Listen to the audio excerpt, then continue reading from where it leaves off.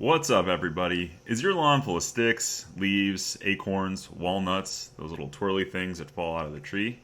Well, if it is, and you're using your lawnmower to grind them up, it may be time to replace the blade on your mower. And if that's the case, I not only got you covered, but I'm going to show you how to save a few bucks along the way. Let's go.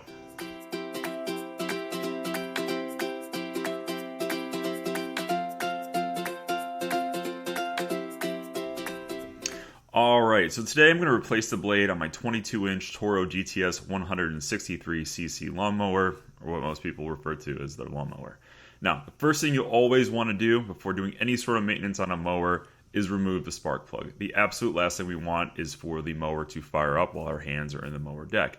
It can happen. Putting enough torque on that blade, even if you're not pulling the string to start it, could potentially fire up the blade. So again, get your hands out of there, make sure the spark plug is out so that we do not chop our hands off. Next, we want to remove the spark plug boot and expose the plug. We're going to find a socket that fits the nut on our spark plug, and we're going to very gently loosen the spark plug itself. Now, be extra careful. They do make sockets with rubber inserts that give you the same leverage for a more forgiving grip, but these things are made of ceramic and they're very fragile, so they can potentially break. Once the plug is loose, we can continue to unscrew it by hand. And if you look closely at the plug, you can see mine's a little bit gnarly there. It's dirty, it's burnt, definitely needs to be replaced. So it's a good idea to replace these things annually on your mowers, probably once a season. Next thing here, I stole this trick from somewhere online, but it's a good one. Remove the gas cap on your mower and take a relatively thin piece of plastic. In my case, I've got a Ziploc sandwich bag from my kitchen. Place it over the gas tank and tighten the lid. This is going to give the cap a nice seal so that when you tip the mower back to get to the blade, you're going to significantly reduce any chances of leakage. Next, we're going to tilt the mower straight back to expose the blade. If you have a friend, this is a great time to ask them to hold the mower so it doesn't loosen or tip back while you're loosening the blade. In my case, my friends all have real jobs, so I use some ratchet straps to anchor the mower to my work table. Before we loosen the blade, we want to wedge a piece of scrap wood into the mower deck between the blade. I place the scrap wood in the chute of the mower deck, which will cause the blade to catch as I spin it counterclockwise. This is going to enable me to get much more leverage on the bolt with my ratchet.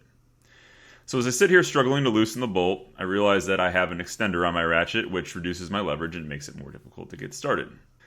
Once I get it together here, I put enough elbow grease into the ratchet to get the bolt loose. Once disassembled, the bolt will free both the blade and the blade mount.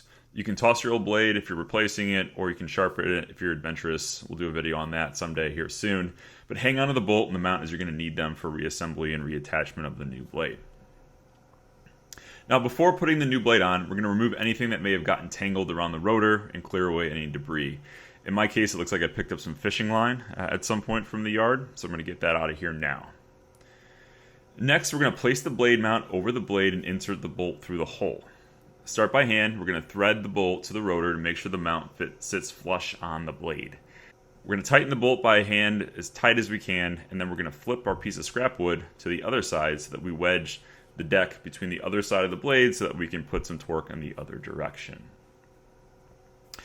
Here's a pro tip. Use a decent length of 2x4 if you have it. I've cobbled together so many things in my garage that my scrap heap is relatively low at the moment, but a standard piece of 2x4 that's long enough to fit, again, through the chute, catch the blade, is going to save you the headache that I'm currently experiencing here.